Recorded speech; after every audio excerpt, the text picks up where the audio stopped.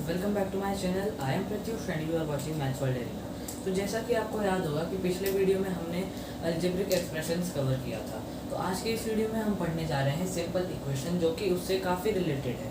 तो चलिए शुरू करते हैं। तो जैसा कि इससे हमें पता चलता है सिंपल इक्वेशन यानी कि ये इक्वेशन के बारे में है। तो इक्वेशन सबसे पहले क्या होती है? तो लास्ट वीडियो में हमने पढ़ा था एक्सप्रेशन। तो एक्सप्रेशन क्या होती है? 2x + 4, ये एक एक्सप्रेशन है। और अगर हम एक और एक्सप्रेशन ले लें कि 3y + 4, तो ये बन जाएगा एक इक्वेशन। तो यानी कि जब दो एक्सप्रेशंस को हम एक इक्वालिटी या हम दो एक्सप्रेशंस को इक्वल करते हैं तब जाके वो बन जाता है इक्वेशन। तो चलिए शुरू करते हैं आज का टॉपिक। तो जैसा कि अभी हमने एक वेरिएबल की इक्वेशन फॉर्म की थी, अगर हम अभी हमें उससे समझ नहीं आया तो हम एक कांस्टेंट की इक्वेशन फॉर्म करते हैं। तो कांस्टेंट की इक्वेशन हम सबसे पहले फॉर्म करें तो अगर हम एक एग्जांपल के लिए ले लें 7 + 1 = 10 - 2, अगर हम ये ले लें तो क्या ये एक इक्वेशन है? तो सबसे पहले हम इसे चेक करने के लिए क्या करेंगे कि हम इसको सॉल्व करेंगे, इसको सॉल्व करेंगे। यानी कि इस एक्सप्रेशन जो कि LHS है लेफ्ट हैंड साइड पे, और इस expression RHS right hand side पे, अगर ये सॉल्व करने के बाद इक्वल आती है यानी कि हम समझ जाएंगे कि ये हमारी एक इक्वेशन है। तो चलिए सॉल्व करते हैं। 7 + 1 होता है 8 = 10 - 2 वो भी होता है 8। यानी कि हमने क्या देखा, 8 = 8, ये हमें पता है। तो ये एक इक्वेशन है। अब अगर हम यही बात करते हैं कि यहाँ 7 + 1 की जगह 7 + 2 हो जाता, 7 + 2 हो जाता, तो आंसर क्या आता? 9 = 8, जो कि इज नॉट इक्वल है। यानी कि 9 इज नॉट इक्वल टू 8। तो यानी कि ये एक इक्वेशन नहीं है, ये एक इक्वेशन है। तो चलिए अब हम थोड़ा और आगे चलते हैं, देखते हैं कि अगर हम कोई चेंज किसी ऑपरेशन की मदद से LHS और RHS में कुछ चेंज करेंगे तो क्या वो अपनी इक्वालिटी होल्ड कर पाएगा कि नहीं। तो चलिए अब हम देखते हैं।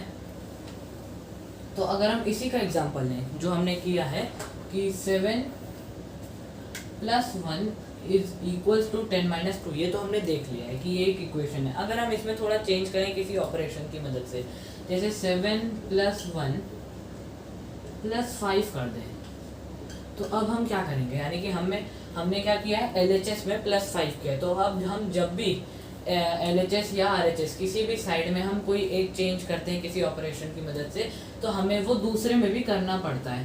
यानी कि अब जैसे हमने क्या किया, 7 + 1 + 5 हमने ऐड किया है, तो हम क्या करेंगे 10 - 2, यहाँ पे भी हमने LHS में किया है तो RHS में भी वो कंपलसरी हो जाएगा। यानी कि हमने अब क्या किया है, दोनों तरफ +5 + 5 किया है। तो अब हम अपना आंसर दिखेंगे, यानी कि 7 + 8 + 5 जो कि होता है 13। 10 - 2 8 + 5 = 13। तो अब हम देखेंगे कि हमने क्या किया कि LHS और RHS दोनों तरफ +5 किया तो भी ये अपनी इक्वालिटी होल्ड करके रखा है। अगर हम क्या किया, अगर हमने किया होता यहाँ +5 कर दिया होता और यहाँ -5 कर दिया होता, तो क्या होता? 10 - 2 8 8 - 5 = 3। यानी कि 13 इज नॉट इक्वल टू 3, यानी कि ये एक इक्वेशन नहीं होती। फिर क्यों?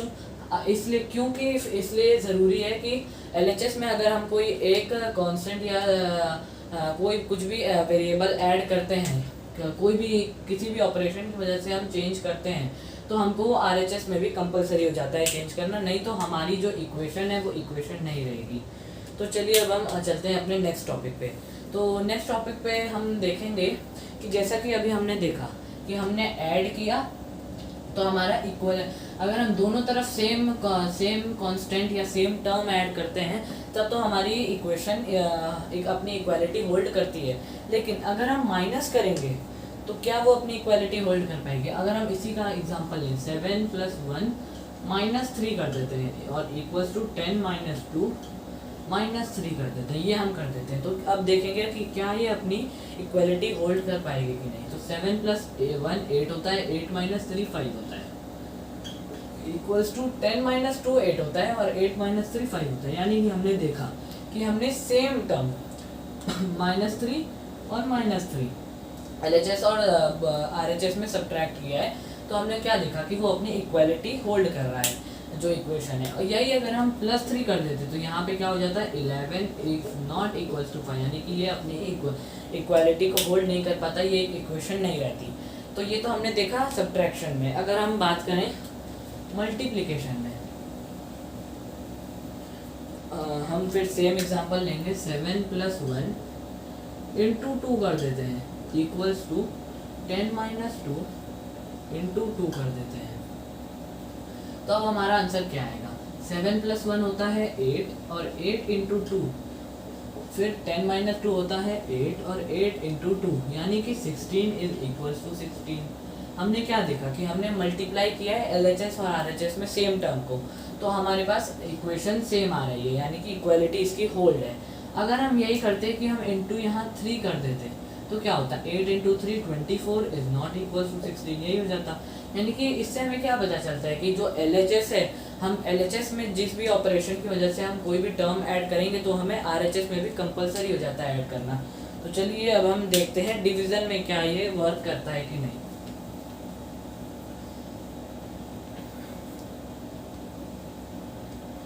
तो चलिए आइए अब देखते हैं। तो हम सबसे पहले देखेंगे 7 + 1 डिवाइड बाई 2 और 10 - 2 डिवाइड बाई 2 सेम लेंगे। हमने वहाँ इंटू 2 लिया था, यहाँ डिवाइड बाई 2 ले रहे हैं। तो अब हम चेक करेंगे क्या ये अपनी इक्वालिटी होल्ड कर पाएगा कि नहीं। तो 7 + 1 8 divide by 2 equals to 10 - 2 8 divide by 2। तो अब हम क्या देखेंगे कि ये 2 4 और ये 2 1 2 1 2 4, यानी कि 4 इक्वल्स टू 4। यानी कि हमने क्या देखा कि डिवीज़न में भी अगर हम LHS और RHS को सेम टर्म से डिवाइड कर रहे हैं तो हमारे पास इक्वालिटी, हमारी इक्वेशन होल्ड करके रखी है। अगर हम यही डिवाइड बाई यहाँ 4 कर देते, यानी कि 8 डिवाइड बाई 4 कर देते, तो ये आ जाता 2/1, यानी कि 2 आ जाता और 4 यहाँ आ जाता। तो 4 इज़ नॉट इक्वल्स टू 2। तो इससे हमें सबसे क्या पता चलता है कि हम जब भी LHS में कोई टर्म ऐड करते हैं तो RHS में कंपलसरी हो जाता है, नहीं तो हमारी जो इक्वेशन है वो ब्रेक हो जाएगी। तो चलिए अब हम चलते हैं अपने नेक्स्ट टॉपिक पे। तो चलिए अब हम आते हैं, एक हम इक्वेशन पहले सॉल्व करेंगे। इक्वेशन हम सिर्फ लास्ट इक्वेशन सॉल्व कर रहे हैं, उसके बाद हम अगले टॉपिक पे आएंगे। तो क्या होगा, हम एक इक्वेशन जैसे ले लेते हैं 3l/2 इक्वल्स टू 2/3, ये हम ले लेते हैं। तो इसका आंसर क्या आएगा? इसको पहले हम सॉल्व करना पड़ेगा। इसमें हमने देखा है कि इसमें मल्टीप्लाई भी है, 3 × l भी हो रहा है और डिवाइड बाई 2 भी हो रहा है, यानी कि मल्टीप्लाई और डिवाइड दोनों है। अब हम क्या करेंगे, पहले हम डिवाइड का एलसीएम लेके डिवाइड को कट कर देंगे। 2 और 3 का एलसीएम क्या होता है? 6 होता है। और 6 कब आता है 2 की टेबल में? 2 × 3, यानी कि 3l है तो 9l हो जाएगा। 9l/6 इक्वल्स टू 3 × 2, यानी कि 4/6। क्योंकि हमने सीखा है कि जब भी हम डिनोमिनेटर को किसी नंबर से मल्टीप्लाई करते हैं तो हम न्यूमरेटर को भी उस नंबर से मल्टीप्लाई करेंगे। 9l/6 equals to 4/6। अब 6 को हम मल्टीप्लाई जब कर देंगे इससे तो ये 6 से 6 कट जाएगा, यहाँ पे भी कर देंगे तो यहाँ से भी कट जाएगा। क्या आंसर आ गया? 9l equals to 4, l equals to 4/9।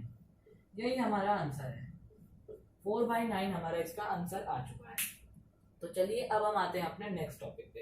तो चलिए अब हम आते हैं अपने इस चैप्टर के लास्ट टॉपिक पे, जो कि है हम एक पजल हमें दी गई है, उसको हमें सॉल्व करना है। तो इस चैप्टर में सबसे पहले हमने क्या देखा? हमने देखा कि इक्वेशन कैसे फॉर्म करते हैं, फिर हमने देखा कि इक्वेशन की इक्वालिटी कब तक वो होल्ड करके रख सकते हैं, यानी कि हम कोई भी टर्म अगर LHS या RHS में जब ऐड करेंगे तो फिर हमें RHS में भी उसको ऐड करना ही पड़ेगा और सेम टर्म को करना पड़ेगा। तो अब हमने देखा एक क्वेश्चन सॉल्व किया जिसमें हमने कुछ एप्लीकेशंस देखी, जिसमें हम जब हमने ट्रांसपोजिंग एक एप्लीकेशन देखी। फिर हमने क्या देखा कि जब हम ट्रांसपोज करते हैं LHS से RHS में या फिर RHS से LHS में, उसका जो साइन होता है वो उल्टा हो जाता है, अपोजिट हो जाता है। फिर हम लास्ट टॉपिक पे आ रहे हैं कि हमें एक पजल दी गई है और उस पजल को हमें सॉल्व करना है। एक पहले इस पजल के अकॉर्डिंग हमें एक इक्वेशन बनानी है, फिर उस इक्वेशन को सॉल्व करके आंसर बताना है। तो हमें क्या दिया है? The sum of 3 times a number and 11 is 32, हमें ये दिया गया है। तो अब हम क्या करेंगे, हम लेट द नंबर, जो जिस भी नंबर का 3 टाइम्स है, let the number be X, जिस भी नंबर का 3 टाइम्स है उसको एक्स ले लेंगे, तो फिर अनदर नंबर क्या आ जाएगा 3x, क्योंकि यहाँ पे बोला है 3 times a number, 3 times a number बोला है तो हम उसको 3 से मल्टीप्लाई कर देंगे तो 3x आ जाएगा। एंड 11, उसमें हमको सम करना है, यहाँ प्लस करना है क्योंकि यहाँ सम दिया है, यानी कि 3x प्लस 11 इक्वल्स टू कितना दिया है, इक्वल्स टू 32 दिया है। अब हम इसको सॉल्व करेंगे, तो हमने तो इससे हार्ड इक्वेशन सॉल्व किए इस वीडियो में, तो ये तो काफ़ी इजी है। बस हमने इसमें क्या सीखा है कि इक्वेशन को हम एक क्वेश्चन या पजल से फॉर्म कैसे करते हैं। तो इसको सॉल्व करना तो हमें आता ही है। हम क्या करेंगे, ये जो 11 है, 11 को हम ट्रांसपोज कर देंगे RHS पे। RHS पे अब ये प्लस 11 है तो ये जाके माइनस 11 हो जाएगा, यानी कि 3x इक्वल टू 32 माइनस 11 होता है 21। तो x equals to 21/3, x equals to 7, ये आ गया। अब हम इसे रीचेक करना चाहें तो भी कर सकते हैं कि 7 इंटू 3, क्योंकि 3 टाइम्स है, plus 11 equals to 32, 7 into 3 21, plus 11 equals to 32, 32 equals to 32। तो ये हमने फॉर्म कर दिया है, सॉल्व कर दिया है। हमने इस क्वेश्चन से क्या देखा कि हमने एक इक्वेशन पहले फॉर्म की, जो कि हमारी इक्वेशन आई 3x प्लस 11 इक्वल्स टू 32 हमारी इक्वेशन आई, फिर हमने उसको सॉल्व करके अपना आंसर ले आ दिया। क्या आंसर आया, x इक्वल्स टू 7। तो ऐसे ये चैप्टर हमारा यहाँ पे ख़त्म होता है। हमने इस चैप्टर से कई सारी चीज़ सीखी है। अगर आपको ये वीडियो पसंद आया हो तो लाइक कर दीजिएगा, चैनल पे नए हैं तो सब्सक्राइब कर दीजिएगा। मिलते हैं जल्दी नेक्स्ट वीडियो में। Thank you.